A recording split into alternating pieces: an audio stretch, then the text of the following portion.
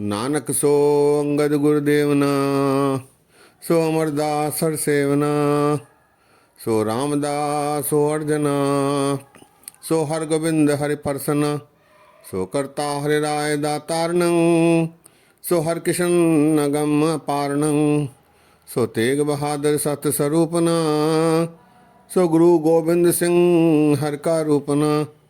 सब एको एक ना, नहीं भेद ना कछु भी पेखना। सत्कार योग सत्संग योग, वाहिगुरु जी का खालसा, वाहिगुरु जी की फतेह। आइए आशा दीवार की 9वीं पौड़ी और उसके साथ लगाए गए श्लोकों पर विचार साझे किए जाएं। इसमें 2 श्लोक आए हैं। दोनों श्लोक श्री गुरु नानक देव जी महाराज जी के हैं। पहला श्लोक है, श्लोक महला पहला। पड़पड़ गड्डी लदिय पड़पड़ भरिय साथ, पड़पड़ बेड़ी पाइय पड़पड़ गड़िय खात। पड़िए जेते बरस बरस पड़िए जेते मास, पड़िए जेती आरजा पड़िए जेते सास। नानक लेखे एक गल और हव में झकना झाक। नानक लेखे एक गल और हव में झकना झाक। इस श्लोक में गुरु नानक देव जी महाराज जी ने दर्शाया है कि प्रभु प्राप्ति केवल सच्चे प्रेम सच्ची निष्ठा से ही उसे याद करके की जा सकती है। इसके लिए व्यर्थ के काम करने उचित नहीं। यहाँ महाराज उदाहरण देते हैं पढ़ने के संबंध में। पड़पड़ गड्डी लदिए पड़पड़ भरिए साथ। गाड़ियों में भर भर कर किताबें लाकर पढ़ने पर भी प्रभु प्राप्ति संभव नहीं। पड़पड़ गड्डी लदिए पड़पड़ भरिए साथ। ढेर रूपी किताबें पढ़ने से भी परमात्मा न तो खुश होते हैं न प्राप्त होते हैं। पड़पड़ बेड़ी पाइए पड़पड़ गड़िए खात। बेड़ी अर्थात तह खाने में भर भर कर भी किताबें रख ली जाएं और पढ़ी जाएं। जहाज़ों में भरकर किताबें रख ली जाएं और उन्हें पढ़ी जाएं, अर्थात अनेकानेक ज्ञान प्राप्ति के पुस्तकें आदि पढ़कर ज्ञान प्राप्ति करके प्रभु की प्राप्ति संभव नहीं। पड़पड़ बेड़ी पाई, बेड़ी कहते हैं जहाज को, खात अर्थात तखाना। पड़पड़ गड्डी लदिए पड़पड़ भरिए साथ, पड़पड़ बेड़ी पाइए पड़पड़ गड़िए खात। पढ़िए जेते बरस बरस पढ़िए जेते मास। कई वर्षों तक, अनेक सालों तक, अनेक महीनों तक भी यदि कोई पढ़ता रहे तब भी परमात्मा प्राप्ति संभव नहीं। पढ़िए जेते बरस बरस पढ़िए जेते मास, पढ़िए जेती आरजा पढ़िए जेते सास। तेरी जितनी उम्र है, आरजा है, उस सारी उम्र को भी यदि तू पढ़ता रहा, सांस अर्थात प्रत्येक सांस में तू हर कोई सांस व्यर्थ किए बिना यदि तू पढ़ता रहा, तब भी परमात्मा प्राप्ति संभव नहीं। अंत में महाराज निर्णय देते हुए कहते हैं, नानक लेखे एक गल और हव में झकना झाक। नाम की प्राप्ति केवल परमात्मा को प्रसन्न करके की जा सकती है। उसकी प्रसन्नता तभी ली जा सकती है जब हम उसके बतलाए मार्ग पर चलकर दिखलाएं। सुच होवे ता सच पाइए। परमात्मा के लिए ये सारे कर्मकांड करने की जरूरत नहीं। चरण शरण गुर एक पेंढा जाए चल, सतगुर कोट पेंढा आगे होए लेत है। एक बार सतगुर मंत्र सिमरन मात्र, सिमरन ताहे बारंबार गुर हेत है। भावनी भगत भय कौड़ी अगर भाग रखे, ताहे गुर सर्व निधान दान देत है। सतगुर दया निधि महिमा अगाध बोध, नमो नमो नमो नमो नेत नेत नेत है। इसकी प्राप्ति केवल प्रेमा भक्ति से। एक चित्त जह एक छिन ध्यायो, काल फास के बीच न आयो। गोविंद भाव भक्ति का भूखा। इसीलिए ऐसे कर्म कांड करने, ऐसे अनेक व्यर्थ प्रयत्न करने ठीक नहीं।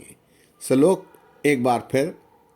पड़ पड़ गड्डी लदी है, पड़ पड़ भरी है साथ, पड़ पड़ बेड़ी पाई है, पड़ पड़ गड़ी है खात। पड़िए जेते बरस बरस, पड़िए जेती जेते मास, पड़िए जेती आर जा, पड़िए जेते सास। नानक लेख है एक गल, और हो मैं झकना झाक। परमात्मा की प्राप्ति ऐसे कर्मों से नहीं हो सकती, ऐसा गुरु महाराज जी का कथन है। अगले श्लोक में गुरु महाराज इसका विस्तार से चित्रण करते हैं। महला पहला, लिख लिख पढ़िया तेता कड़िया, बहु तीरथ भव्या ते तो लव्या, बहु भेक किया देही दुख दिया, सहुए जिया अपना किया, अन्न न खाया साध गवाया, बहु दुख पाया दूजा भाया। वस्त्र न पहरे अहनिस कहरे, मौन बिगुता क्यों जागे गुर बिन सूता। पग पे ताना अपना किया कमाना, अलमल खाई सिर छाई पाई, मूर्ख अंधे पत गवाई, बिन नावे किछ थाहे न पाई। रहे बेबाणी मणि मसानी, अंध न जाने फिर पछतानी। सदगुरु भेटे सो सुख पाए, हर का नाम मन बसाए। नानक नदर करे सो पाए, आस अंधे से ते नेह केवल हो मैं शब्द जलाए। विस्तार से महाराज ने चित्रण किया है कर्म कांडों का। महाराज कहते हैं लिख लिख पढ़िया तेता कड़िया। पढ़ लिख के मनुष्य केवल अभिमानी ही बनता है। कड़िया, कड़िया अर्थात अभिमानी बनना है। बहुत तीरथ भव्या ते तो लव्या। तीरथ करके वो शान करता है, अहंकार करता है, कहता है कि मैं हर महीने नानक सर जाकर स्नान करता हूँ। कोई कहता है कि मैं साल में एक बार वहाँ दर्शन करने जाया करता हूँ रेगुलरली, कभी मैंने उसमें छूट नहीं दी। कोई और कुछ उपक्रम करता है और वो समझता है कि वो प्रभु को प्रसन्न कर रहा है। प्रभु ऐसे कर्मों से, दिखावे के कामों से प्रसन्न नहीं होने वाला है। प्रभु तो आपके आचरण को देखते हैं। अकाल पुरख परमात्मा आप सुच होवे ता सच पाइए। सुच नहीं हुए तो ऐसे कर्म कांड करने से कोई प्रभु प्राप्ति की अपेक्षा नहीं करना चाहिए। लिख लिख पढ़िया तेता कड़िया, बहु तीरथ भव्या ते तो लव्या। बहु भेक किया दे ही दुख दिया। कई अनेक प्रकार के भेख करता है, दिखावे करता है, ढोंग करता है, अजीब तरीके के भेष धारण करके लोगों को यह जतलाने की कोशिश करता है कि मैं प्रभु भक्त हूँ। बहुभेक किया देही दुख दिया। उससे कभी कभी उसे देह को दुख भी होता है, लेकिन वो उसकी परवाह नहीं करता। वो अपने अहं की तुष्टि के लिए अनेक भेष धारण करता है। सहुवे जिया अपना किया। वो ऐसे सहार भी नहीं पाता। अपना किया से तात्पर्य है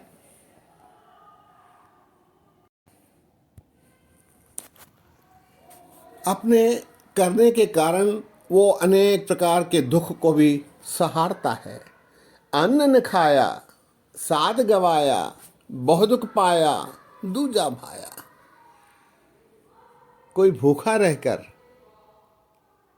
प्रभु को प्रसन्न करने की कोशिश करता है, उपवास रखता है, कहता है आज सोमवार है, शिव जी के लिए मैं व्रत रख रहा हूँ। कोई कहता है पूर्णमासी है, आज गुरु को खुश करने के लिए व्रत रख रहा हूँ। अन्न न खाया, साध गवाया, स्वाद भी गवा लेता है क्योंकि उससे तबीयत खराब होती है। बहुदुख पाया, दूजा भाया, दूजा भाव रखने के कारण ही, दूजा भाव अर्थात परमात्मा के बताए आचरण पर न चलना, दूजा भाव रखना, मनमुख बनना, उसके बताए हुए आदर्शों का पालन न करना ही दूजा भाया है, और उससे उसे केवल दुख ही मिलता है। वस्त्र न पहरे अहनिस कहरे, कोई नांगे ही रहते हैं, नागा साधु नंगे रहते हैं, वो समझते हैं कि वो प्रभु भक्ति कर रहे हैं। वस्त्र न पहरे अहनिस कहरे, अहनिस अर्थात दिन रात उस कष्ट को सहारते हैं। मौन विगूता क्यों जागे गुरबिन सूता, मौन रहते हैं। कोई कहता है मैं 12 बजे तक बात नहीं करूंगा, दिन के 12 बजे तक मैं कोई बात नहीं करूंगा, और वो समझते हैं कि वो प्रभु को खुश कर रहे हैं। प्रभु ऐसे दिखावे से खुश नहीं होने वाला। मौन विगूता क्यों जागे गुरबिन सूता, विगूता अर्थात बुरे रास्ते पर पड़ना। महाराज का कथन है कि मौन रहना भी बुरे रास्ते पर जाने के समान है। क्यों जागे गुरु बिन सूता, गुरु के बिना भला वो कैसे जाग सकता है। गुरु की कृपा के बिना वो सुता ही पड़ा है, सुप्तावस्था में पड़ा है। पग पे ताना अपना किया कमाना, पग पे ताना, कई नंगे पैर चलते हैं, वो नंगे पैर रहते हैं, कहते हैं कि वे इस प्रकार प्रभु को खुश कर देंगे। पग उपेताना, उपेताना अर्थात नंगे रहना, पैर नंगे रखना। अपना किया कमाना, अपनी जो बुराइयां हैं, ऐसे ढोंग हैं, इसी से वो तकलीफ सहते हैं, दुख सहते हैं। अलमल खाई सिर छाई पाई, गंदगी खाते हैं, अलमल खाई।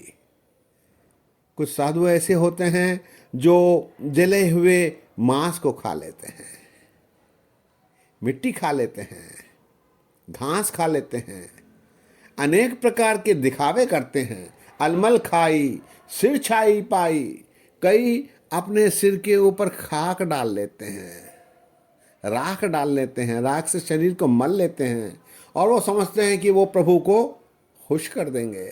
मूर्ख अंधे पत गवाई, महाराज कहते हैं कि ऐसे मूर्ख अपनी पत गवा लेते हैं, अपना जीवन व्यर्थ कर लेते हैं। विन नावे किछ थाए न पाए, प्रभु के नाम के बिना, नाम के सिमरन के बिना, सच्ची भक्ति के बिना उन्हें कोई स्थान प्राप्त नहीं होता।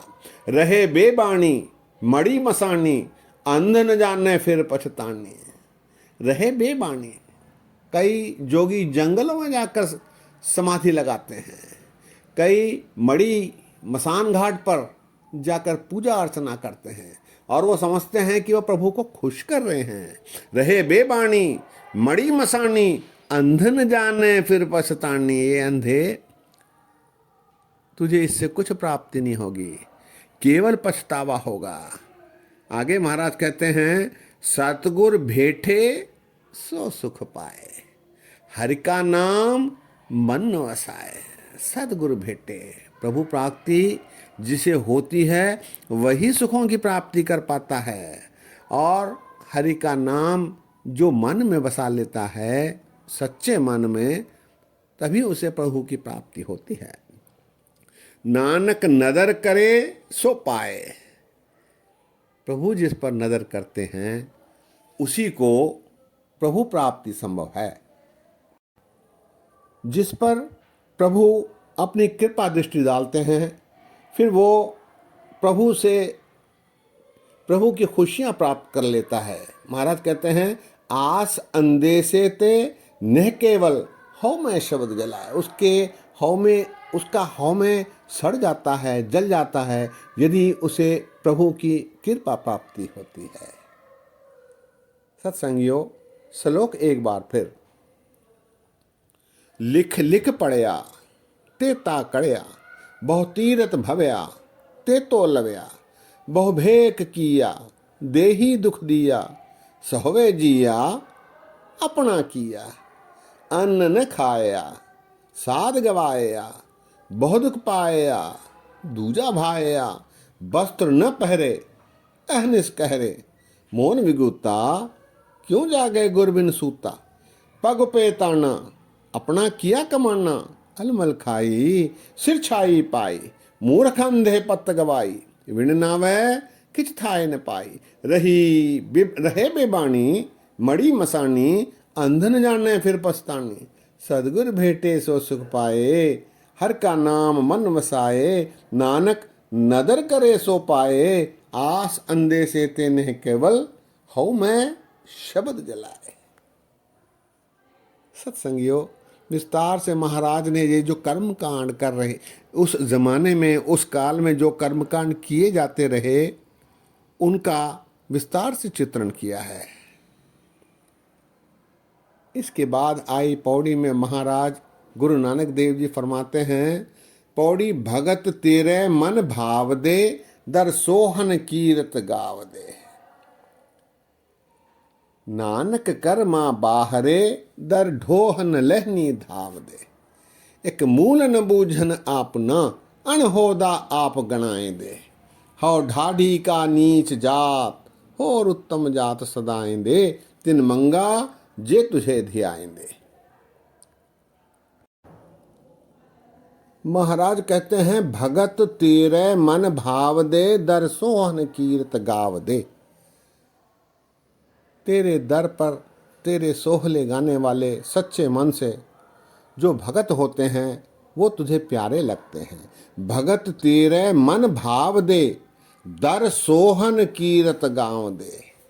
तेरे दर पर सोहले गाने वाले, तेरे दर पर सच्चे मन से तेरी भक्ति करने वाले, हे अकाल पुरख परमात्मा, तुझे प्यारे लगते हैं। नानक कर्मा बाहरे, दर ढोहन लहनी धाव दे।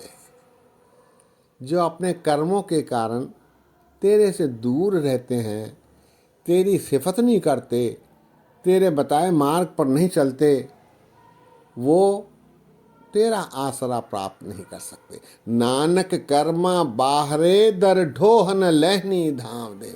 फिर वो भटकते रहते हैं। एक मूल न बुझन आपना, अनहोदा आप गणाए दे। ऐसे मनुष्य जो प्रभु की भक्ति करने से चूक जाते हैं, वो मूल का उन्हें ज्ञान नहीं होता। एक मूल न बुझन आपना, पर वो अपने आप को बहुत होशियार, अनहोदा आप गणाए दे। अपने आप को बहुत होशियार हौमे में रहकर जताने की कोशिश करते हैं, बड़े भगत बनकर ढोंग करते रहते। एक मूल न बूझन आपना, अनहोदा आप गणाए दे। अगली पंक्ति में महाराज कहते हैं, हौ ढाढ़ी का नीच जात, होर उत्तम जात सदाएंगे। यहाँ महाराज कहते हैं कि मैं नीवी जात का माड़ा रागी हूँ, और दूसरे लोग जो दिखावा कर रहे हैं वो उत्तम जाति के, उत्तम लोग, ऊंचे लोग अपने आप को दिखलाने की कोशिश कर रहे हैं। जो तेरा भजन करते हैं, मैं उनके पास से तेरे नाम की दात मांगता हूँ।